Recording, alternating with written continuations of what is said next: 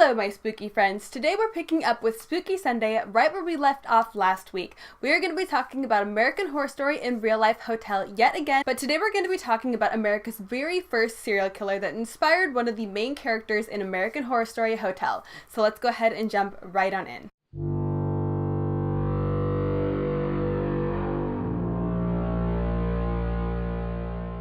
So, as you guys know from last week's video, American Horror Story Hotel Season 5 has so many different factors into it that are actually based off of real life events and real life stories. So we touched on some of that last week. I wanted to basically cover most of the things that went on in American Horror Story Hotel that actually happened in real life as well, but there was one character that I feel like deserved his own video because there is so much to this character, there is so much to the real life person that I just could not cram all of it into one simple video. So we are going to be talking about the real life serial killer that inspired James Patrick March in American Horror Story Hotel. So James Patrick March is played by Evan Peters. If you're not already aware of the season, then I definitely suggest watching it just for Evan Peters' character.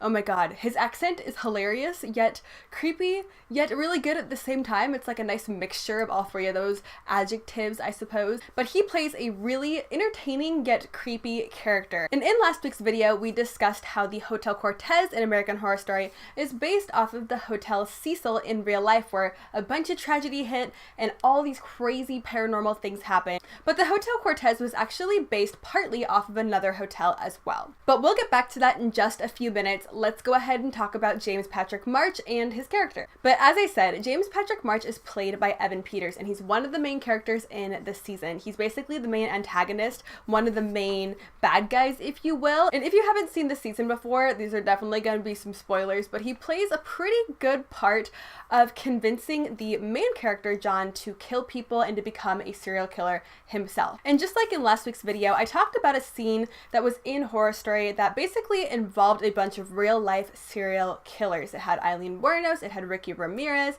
it had John Wayne Gacy and Jeffrey Dahmer, all sorts of really interesting serial killers that actually lived and killed here in America. So in Horror Story, James Patrick March allegedly was actually the one who was basically whispering into these people's ears to get them to kill these people and to commit these heinous acts of murder that they actually committed in real life. Now, according to Hotel's storyline, these serial killers somehow stumbled across the Hotel Cortez and ended up staying the night there. James Patrick March knew that they had this killer potential in them, and he went up to them in the middle of the night and basically told them to kill these people and go on to commit these acts, which eventually they did. So because they included all of the real life serial killers in the show, they kind of wanted to give a backstory into it to why they would even be at that hotel in the first place. So they linked all these serial killers back to the OG serial killer, James Patrick March. But if you've seen the show, you know that he has a really old-timey, late 1800s, early 1900s accent that's kind of funny. Evan Peters plays it really weird and it's kind of hilarious. So he was alive and basically running this hotel in the late 1800s and the early 1900s. So basically he had this hotel built and he was going to use it as a place for people to stay at, of course, which is what hotels are for. But he had more sinister ideas in mind. So he basically had this hotel built in ways where there was secret trapdoors, there was secret rooms, there were secret chambers. The downstairs area was basically an experimentation room for him where he could just experiment on these poor people who just wanted to come there and stay the night and get a good night's sleep and explore Los Angeles. He even had really crazy contraptions and body chutes where he would basically push people down the body chute and they would land in his experimentation room atop of a bunch of other dead bodies that had been pushed down there as well. Now eventually he was caught in the hotel, and before the police could get to him, he shot himself, therefore basically immortalizing himself inside of the Hotel Cortez, because just like in American Horror Story Murder House, which was the first season, anyone who dies in the Hotel Cortez stays there as a physical ghost. So people might not actually know that you're a ghost if they come across you in the Hotel Cortez, but to others you just appear like a normal person, but you can just never leave the premises and you can kind of come and go as you please and pop in and out from room to room. So because James Patrick March is a ghost and he basically died in the hotel, he's able to manipulate characters because they don't think he's a ghost or they find out that he's a ghost but can understand that he's not just going to go away. I mean, that's not how this works over here. And that's also how he was able to manipulate the future serial killers like Jeffrey Dahmer and Ricky Ramirez to commit their murders. Now this all sounds like a bunch bunch of baloney, a bunch of Hollywood, writing and whatnot. But James Patrick March is actually based off of America's very first serial killer, H.H. Holmes, and he's an extremely interesting and crazy serial killer, so this is going to be interesting. Now, H.H. Holmes was a doctor, and his real name was Herman Webster Mudgett, and he would go by Dr. Henry Holmes. So just a little bit of background information on Herman Webster Mudgett, aka H.H. Holmes. He was born on May 16th of 1861, so this was a really long time ago, and when he was little, he used to basically torture and kill animals, which is something that happens to a lot of serial killers when they're little, and it's kind of like a telltale sign basically pointing out, hey, maybe my kid's not okay, maybe I should, give them special attention and pay attention a little bit more to them because we don't want them to turn out being a serial killer. But unfortunately, it seems like every serial killer story basically starts out with that. Even though he was into some really strange things like killing animals when he was little, he grew up a pretty normal life for the most part. He went to school, didn't have a whole lot of issues, and eventually he went on to medical school, and he actually ended up graduating medical school in June of 1881. Now, he actually wanted to go into medical school because he had a fascination and kind of like a bit of an obsession with the human anatomy, which is kind of sketch. I mean, not really, because we want our doctors knowing the human anatomy, but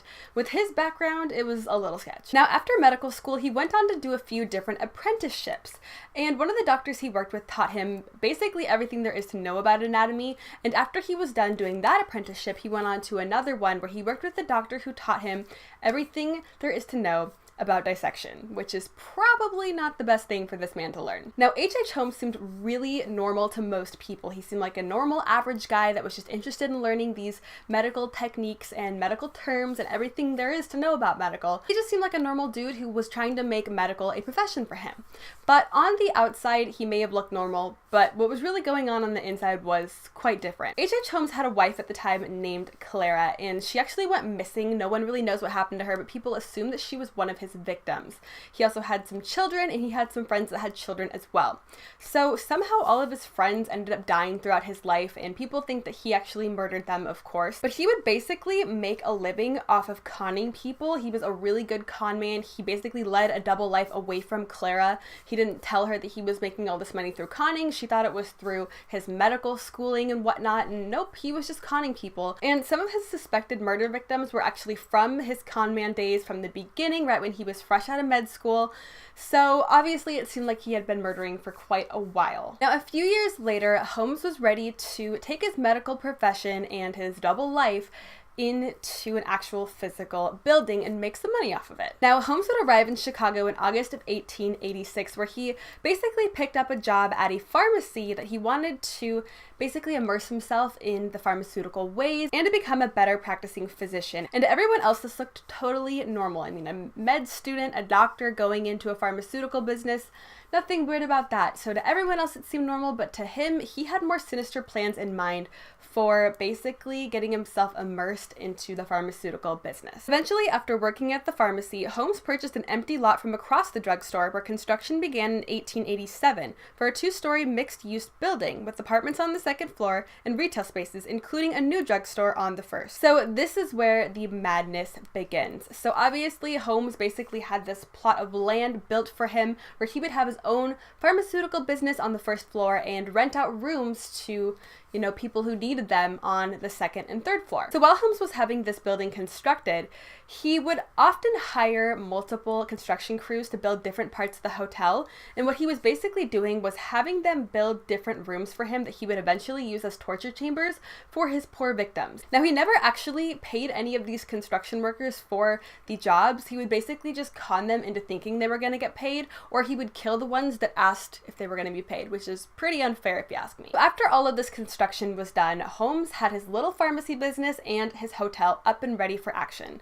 So he had tenants come in and stay, and unfortunately, they would never leave. He basically built a murder castle for himself that consisted of a bunch of secret rooms, secret chambers, body chutes, just like in Horror Story. He had a little lair at the bottom basement area of the hotel where he would basically let the bodies pile up and do experiments on them. He would take off their skin and basically bleach the bones and sell the entire skeleton to colleges as anatomical models, which is really terrifying, but that's just how they did it back in the day. And no one questioned anything back then. They just thought that he was a practicing physician and a doctor that obtained these models in an ethical way. But nope, he was locking people in gas chambers that he had hidden around the hotel. He would lock people in all brick rooms and basically let them scream and starve until they die. And he was pretty diabolical about the way that he went about constructing these rooms. He had one that had different doors on the wall, so people would think that they had an option to get out, or maybe one of the doors was sealed, but in reality it was just a cement box basically that they could never leave, but he made them believe that they could. He had ones that were lined with brick, and this way the person felt suffocated and would basically suffocate to death. He had rooms that would wind kind of down hallways and whatnot, making people believe that there was a way out when there really wasn't. He basically enjoyed people thinking that they were going to be able to get out when in reality they weren't. So eventually in 1892, H.H. Holmes was finally caught and was put on trial for his murders, and he confessed to 27 murders. He basically was caught because some of his cons had fallen through and people started realizing that he was conning people. Then people started looking into him and realizing that this was a pretty sketchy dude. So as I said, he confessed to 27 murders, but people think that his murder count could be up near the 200 mark. Now, the murder castle doesn't exist to this day. It was actually burned down in the 1930s, and they actually built a post office on top of it. So I think that you can actually go to the spot where the murder castle used to be. And I think it's just a post office now, which isn't very exciting. Probably a haunted post office though, so who knows? But as you can see, there is so many similarities between H.H. Holmes and James Patrick March. They basically had the same life when it comes to being doctors, being really skilled at anatomical stuff and dissection, basically having the same exact murder castle. As I said, the Hotel Cortez is partially based off of the Hotel Cecil and the murder castle. And it's a really interesting story. It's really sad because these poor people died in there tragically and horrifically, but it was a very creative and strange but interesting way for a serial killer to go about their business, and a lot of people are fascinated by it. And Ryan Murphy obviously was, because he literally just had Evan Peters play H.H. Holmes practically and just changed his name. So if you never knew that James Patrick March was actually based off of someone, now you do, and I'm sure that your mind is blown and you're probably disturbed, and good luck sleeping tonight. You'll probably have issues going to hotels for a while. But with that being said, that is going to be wrapping up this week's Spooky Sunday, an American Horror Story in real life. I really hope that you enjoyed it. Let me know down in the comments if you've heard of H.H. Holmes before, or if you knew that James Patrick March was basically just him, because I feel like a lot of people don't know that, but he's definitely just basically Evan Peters playing an actual person. But with that being said, I really hope that you consider subscribing if you have not already, and if you enjoyed this video and you want to see more, go ahead and give me a big old thumbs up and turn on the notification bell as well. But I hope that you are having an absolutely amazing, beautiful, and slightly spooky day wherever you are, and thank you so much for watching. I hope to see you next time. Bye!